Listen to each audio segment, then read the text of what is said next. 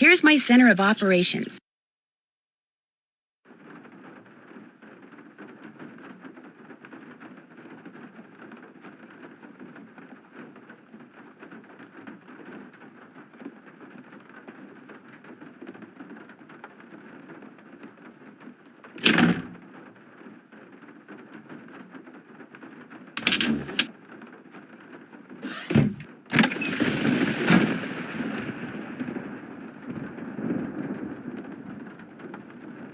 Here, Iggy, Iggy, Iggy. Iggy, come here, Iggy. Got something for ya.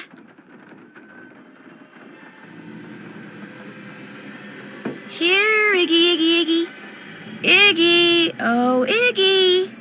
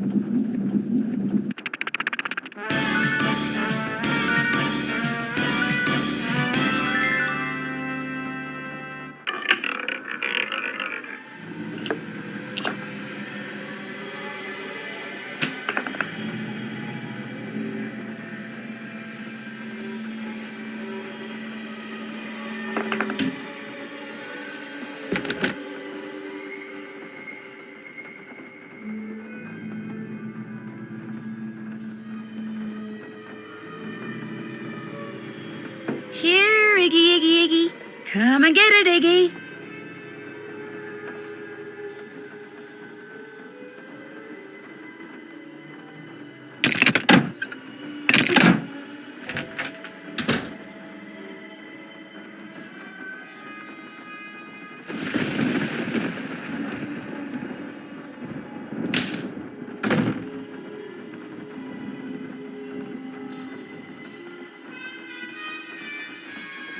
Yes? Do you think I could borrow your keychain? The one that has Bruno's glass eye on it? You want to borrow it? What for? Actually, all I really want is the eye. I mean, it's just so cool. What if you break it? If it's on a chain, it can't be that fragile. I don't think I want to take that chance. Sorry. The box of your great uncle's things that you sold to Zeke's curio shop, that was a no-no, wasn't it? What box of things? I don't know what you're talking about. The guy who owns the shop said you sold him a box of assorted items. I am assuming they used to be Bruno's. Well, somebody screwed up somewhere because I haven't sold anything to anybody. Why would I sell one lousy box of stuff when I'm about to inherit a whole house full of stuff? Get real. You sold it because you needed some quick cash in order to keep Summer happy, didn't you? How do you know about her? Playing detective is actually a lot more than a hobby with me. I could make a lot of trouble for you, Henry, but if you come clean, tell me about Summer. She's this girl I'm in love with. I think she loves me back, but she's so unpredictable it drives me nuts.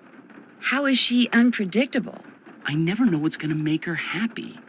Like, just before I left, I took practically every bit of cash I had and bought her a bunch of CDs. You know, to keep her occupied while I was gone, right? Well, soon as I get here, she calls and says her sound system just went bluey, and I had to buy her a new one, because what good were the CDs I bought her if she couldn't play them? So then you threw a bunch of Bruno's things into a box and sold it to that curio shop. Yeah, I wired her the money, but then she called and said she also needed new headphones. Next call, it was new speakers, and now she expects me to buy her a flat-screen TV.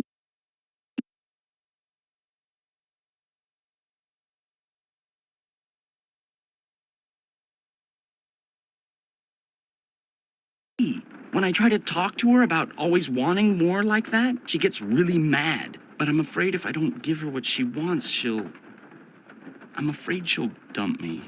And I couldn't take that. I mean, she's the only girlfriend I've ever had. Ever will have, probably. Look, you don't need to go telling Renee or any of those lawyers about selling that stuff, right? I guess I could just forget all about it. Especially if you were to, say, do something for me. I know. You still want the glass eye? Take it. Go ahead. It's all yours. You want something, I want something. Take it and we're even, okay? Well, it's not like you sold off half the estate or anything. $300. That's all I've gotten out of his estate. I swear. Go on, take it. I was naughty, but from now on I'll be nice, I promise. Do you know anything about the crystal skull that was in that box of junk you sold to Zeke's? There wasn't any crystal skull in that box. Are you sure? It would have been inside another box. Well, I did throw in some smaller boxes. Like I said, I was just grabbing stuff. Was it valuable? All I really know for sure right now is that it's missing. Great. Be just my luck to have sold something that wasn't junk to that glorified trash collector. I'll stop bugging you now. Awesome.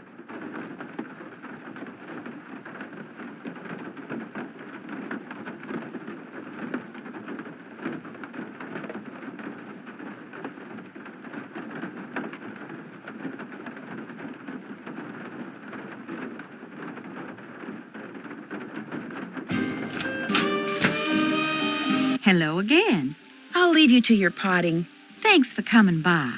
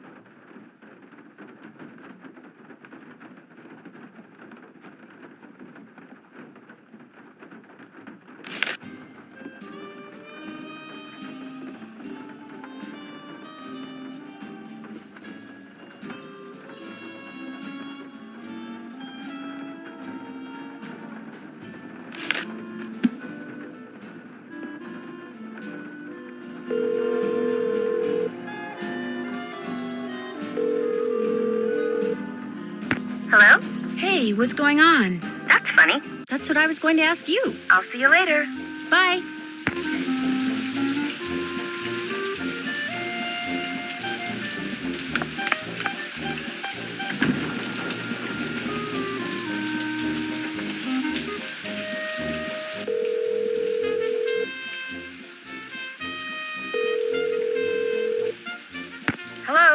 What's up? Not much. What about you? Ditto. Talk to you later. Bye.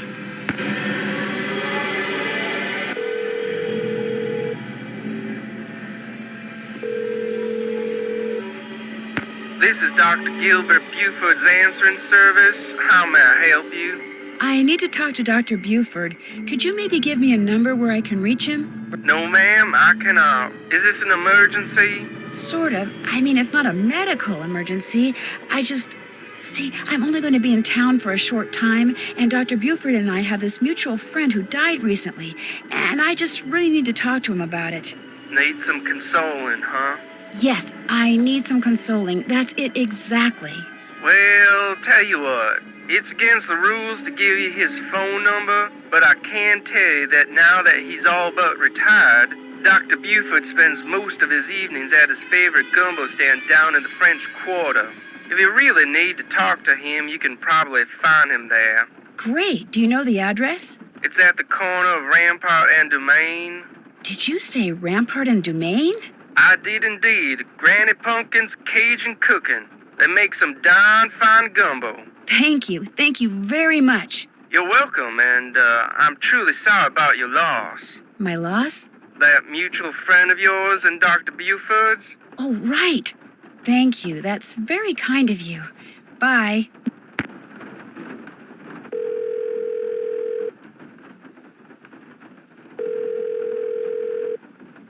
Hello? Hi, Bess. It's me. So what's been happening? Tell me everything. Well, let's see. Since the last time we talked, I was just about getting ready to... Interesting stuff. But the reason I called is I need you to talk to this doctor named Gilbert Buford, who, as it turns out, likes to hang out at a gumbo stand called Granny Pumpkin's Cajun Cookin', which should be right across from our hotel. You just want me to talk to him? That's it? Nothing nefarious? No black ops stuff? He was Bruno Bellay's doctor, and apparently his best friend, too. I just need for you to see if he thinks there was anything weird about the way Bruno died. What do you mean by weird? I kind of think maybe Bruno was murdered. Murdered? By whom? That's what I'm trying to figure out.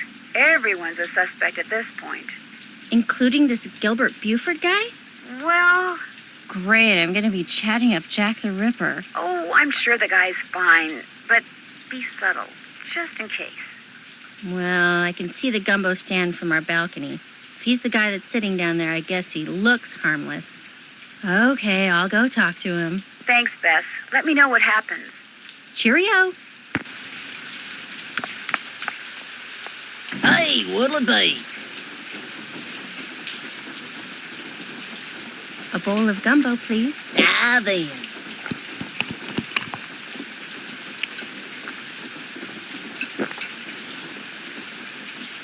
Knock yourself out.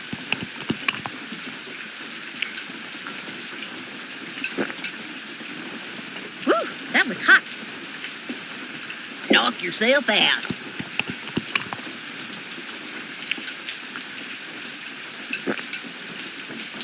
Talk about spicy.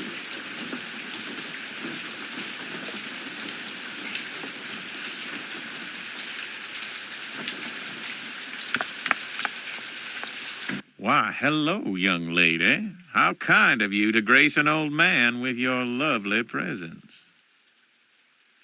Are you Dr. Gilbert Buford? I'm delighted to report that I am indeed.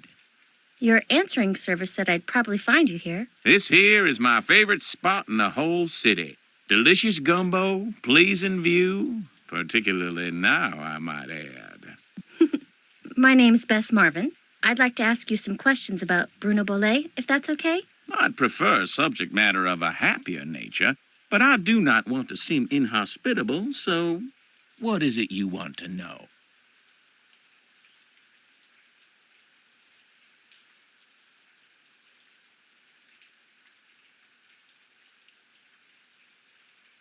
Is it true that Dr. Bollé was your best friend? Well, now, I was certainly his best friend, but I cannot honestly say that he was mine. Fact is, while socializing with my fellow man, particularly with pretty young women such as yourself, has always been a source of pleasure for me, Bruno was just the opposite.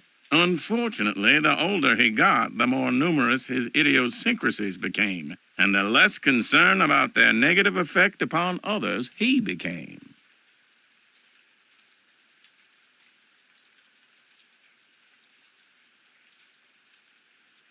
His idiosyncrasies didn't bother you? Now, as a doctor of medicine, I am not only accustomed to dealing with the abnormal, but I find that I'm actually drawn to it. I, for one, thoroughly enjoyed Bruno's outlandish personality, although at the same time I fear it may have played a role in his demise.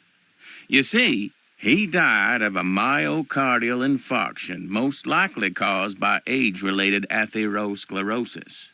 Dying of a heart attack is all too common for people who are socially isolated, and Bruno Bollet had most certainly become that.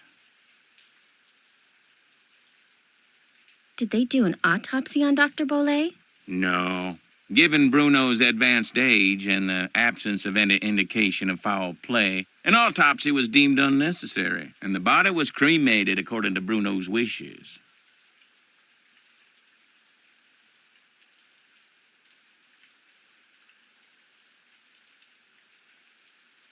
I hear that you're a member of the Jolly Rogers crew. Is that true? Perhaps I am. Perhaps I am not. I'm sure someone as charming and attractive as yourself has her share of secrets, too. Am I right? Be that as it may, just what is a crew? Crews are organizations whose primary purpose is to put on parades during Mardi Gras. They also put on fabulous parties. Very private parties. Members only. Some consider crews to be private clubs. Secret societies is a term others have used. However, back in the 1990s, the city decided not to issue the Jolly Rogers any more parade permits, unless they opened their crew to pretty much anyone who wanted to join. So, refusing to be blackmailed, they chose instead to simply not put on parades anymore. As far as the city is concerned, the Jolly Rogers no longer exist.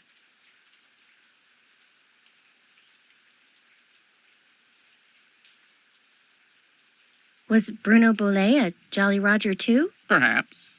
Perhaps not. Did Dr. Bollet ever say anything to you about owning a crystal skull? Why, yes. Yes, he did. In fact, he showed it to me once. Said it had magical powers. Said owning it was going to allow him to live forever. I thought it was utter nonsense and told him so. Well, he didn't appreciate that at all. Refused to talk to me for a full 2 weeks. What'd the skull look like? It was quite beautiful, actually. Life-size, perfect in form and clarity, like a diamond almost. Tell me, Miss Bess, what do you know about that crystal skull? This friend of mine, who is also a friend of Henry Bollet, Dr. Bollet's great-nephew. Anyway, while she was visiting Henry, she saw this book in Bruno's library about the legendary crystal skulls and was kind of intrigued and thought that since Henry said that you were pretty much Bruno's only friend, maybe Bruno had said something to you about it, and as it turns out, he had. That's all I know. I see. Well, much as I'd like to believe that skull holds the key to immortality, I'm afraid Bruno's passing proves it's worthless. Although it would make an attractive paperweight, as I recall. Tell your friend not to give it another thought. Dr. Bollet's housekeeper says you just happened to walk in just as he was having his heart attack. Is that true? Indeed it is. I hadn't seen him for a while, so I picked that day to pay him a visit. I walked up to the front door, found it unlocked as usual, opened it, and there he was, lying on the floor in obvious distress. The next thing I know, his housekeeper came running in and started shrieking and carrying on, until finally I sent her out of the room so she could summon an ambulance, and I could once again hear myself think. Then I knelt down and saw that he wasn't breathing. So I pulled him away from the doorway so I'd have more room to work on him, and began chest compressions. I continued until the medics arrived, but nothing they did made a difference either. Was Dr. Boulay unconscious the whole time? Yes, he was. Can you remember anything that might indicate what he was doing by the front door? I mean, had he just come in from a walk? Was he wearing a hat? Was he holding anything? Had he dropped something? An umbrella? Sunglasses? Wait a minute. Why, yes. Yes, he was holding something. A piece of paper. And on the floor next to him was an envelope. He must have collapsed while reading a letter. Do you know what happened to it? Now, I know the letter was no longer in Bruno's hand when the paramedics arrived, so perhaps he released the letter when I moved him. And yet, I do not recall seeing it on the floor when they wheeled him out the door. Iggy. What's icky? Iggy.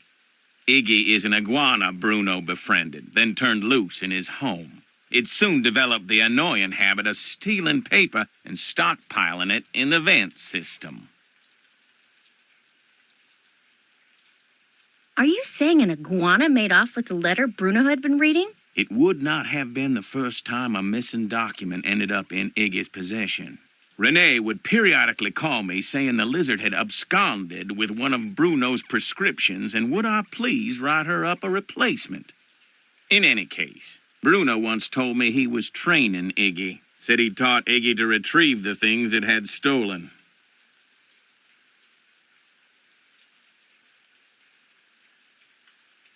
Do you think it's possible that Renee caused Dr. Boulay's death by, say, hoarding the pills from those missing prescriptions and giving them to him all at once? No.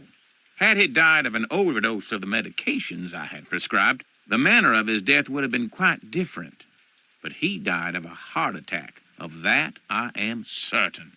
However, I know for a fact that Renee is deeply involved in the practice of hoodoo. And as Bruno's housekeeper, she had ample opportunity to use it against my poor old friend. You mean hoodoo really works? Young lady, never, ever underestimate the power of suggestion. If a person believes in something, even on a subconscious level, fantasy can easily become fact. And who knows what rubbish Renee filled Bruno's mind with? Drink this, don't eat that. This brings good luck, that brings bad, day in and day out. Even if he said he didn't believe a word of it, who knows how much his subconscious was absorbing? He was very old and vulnerable. So could Renee have caused Bruno to have that fatal heart attack? There's not a doubt in my mind she could indeed. I'll let you get back to your gumbo. Feel free to drop by any time. Can I help you? A bowl of gumbo, please. Enjoy.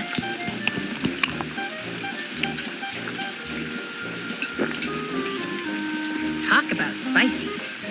Eat up.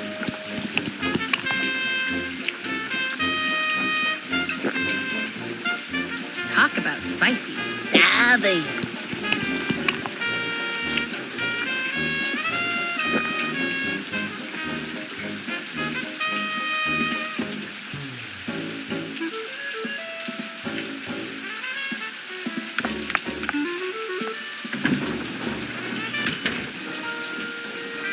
Sneeze, lady. What's going on? That gumbo stand outside? What do you think? Is it pretty authentic? Outstanding! Just watch the hot sauce. Whatever's in it gives my stomach instant fits. In all your journeys through the wonderful world of junk, have you ever come across one of those legendary crystal skulls? What makes you ask that? You have so many other oddities in here. I was just wondering. No. I know the legend, of course, and I sure wouldn't mind getting my hands on one of those babies. I mean, I could sell it for a fortune. But no such luck. Funny. I've been thinking about those skulls lately. A lot. Really? Hey, maybe we got some kind of psychic thing going here. Quick, think of a number between 1 and 10 and I'll try to guess it. You thinking of a number? Okay, 4. 9. Darn. Guess it was just a coincidence. Guess so. Guess I'll check this place out some more. Enjoy!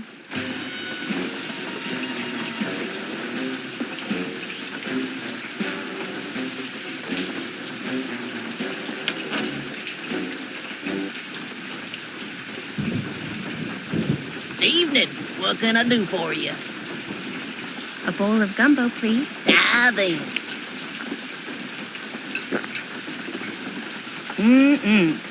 A bowl of gumbo, please. Now then.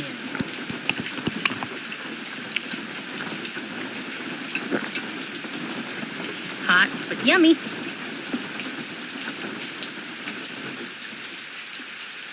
I can check that off.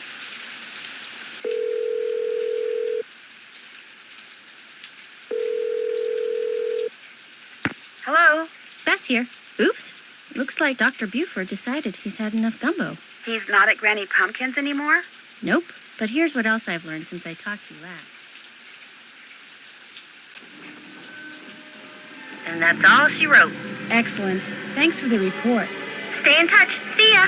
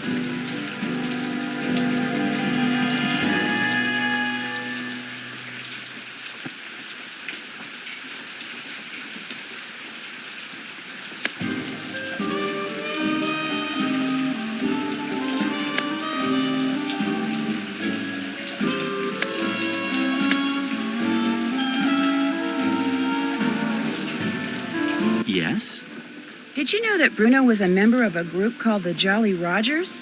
No. Should I care? Maybe not, but I care. They apparently ran around wearing Skeleton Man costumes. Don't know anything about it, sorry. I'll stop bugging you now. Groovy.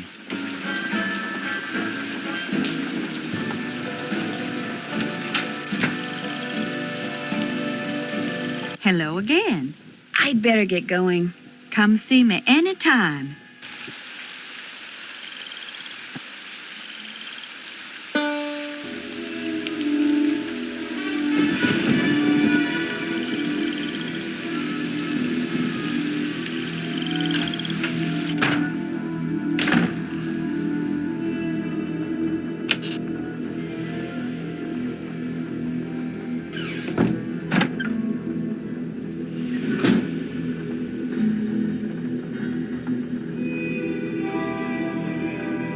Here, Iggy, Iggy, Iggy. Iggy, oh, Iggy.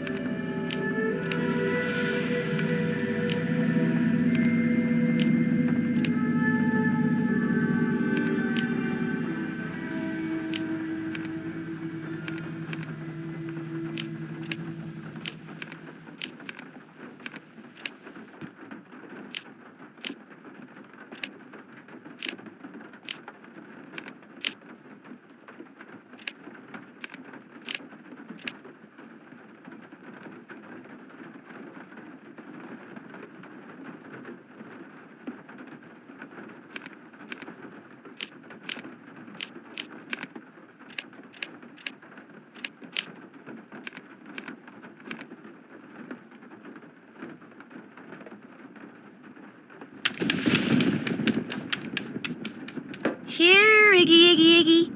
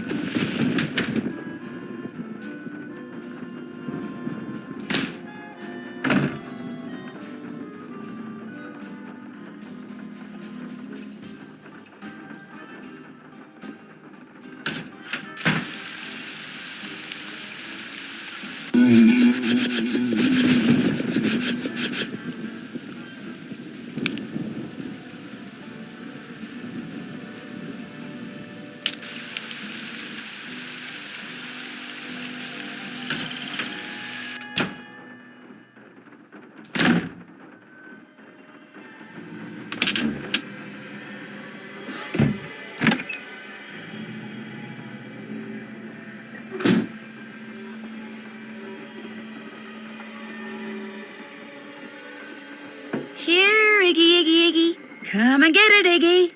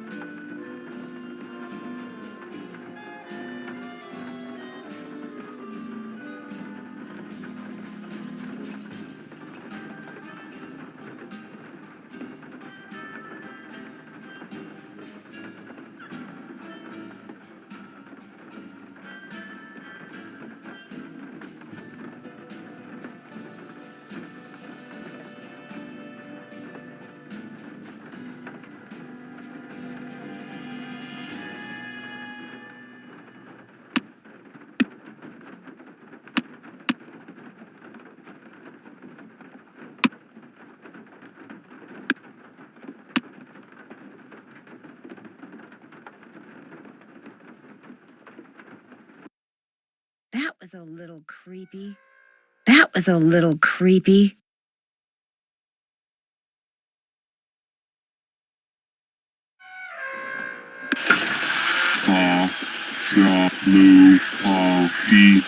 Moo,